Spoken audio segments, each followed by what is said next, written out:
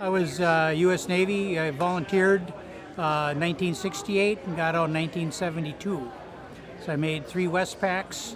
First time I was aboard, I spent 39 months aboard USS Ticonderoga. It was an old World War II aircraft carrier.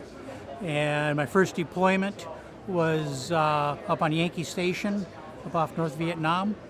When I joined the ship, I transited through Da Nang.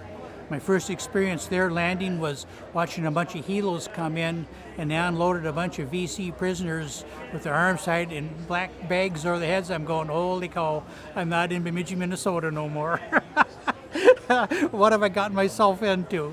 So I made my first tour there. My last tour was in 1972.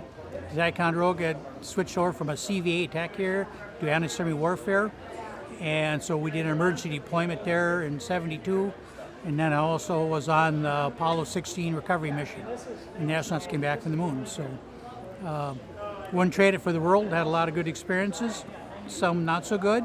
But majority, you wouldn't trade it for anything, for the fellowship and comradeship and service to my country. Well, I was kid people. One of the reasons I joined was to save the world from communism, and I haven't seen too many communists running around Minnesota lately, so maybe it worked. A little humor there, I guess. Sick humor, but all I know, life is good, and wouldn't trade it for the world. I guess they don't do it anymore. Our berthing area was between the number 3 and number 4 rescue gear cables, and the planes aimed for number 3. So a lot of noise. Plus, I was a radarman up working Combat Information Center. So my last year, I was doing actual air control, sending helos out and fixed wing. And then, of course, we were called Combat Information Center, which was the eyes of the ship, where all the radars are. So yeah, it was a good rate. I always like to figure it was the best rate. So you have pride in your service and your rate, I guess. So that's what the little symbol on my hat is. I tell somebody, this is not a sex symbol, that's a radar symbol. You can edit that. But yeah, life was good. Spent 4 years in and wouldn't trade it for a moment. My brother was U.S. Army. He was a crypto analyst. He went in a couple years ahead of me. In fact, he ended up serving in Germany. And funny little story on that, I had volunteered for Vietnam.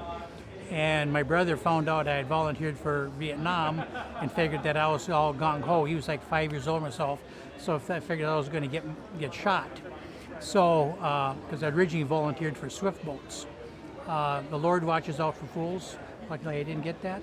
So anyway, he volunteered then for Vietnam, and he got shipped up to Munich. Sat there for like 4 days in the 4 or 5 days in the airport waiting for his final orders. Finally, they told him to go back to his base. He says, why am I going back? And he says, oh, your little brother's already in Vietnam. And they invoking, it was just the 2 of us in our family, so basically they were invoking the Sullivan rule.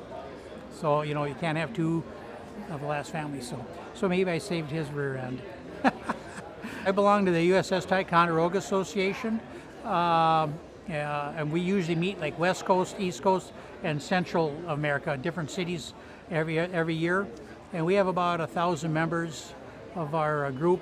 In fact, we have a few members left who actually were on board the Ticonderoga when the kamikaze struck it in 1945 or 44 in overseas.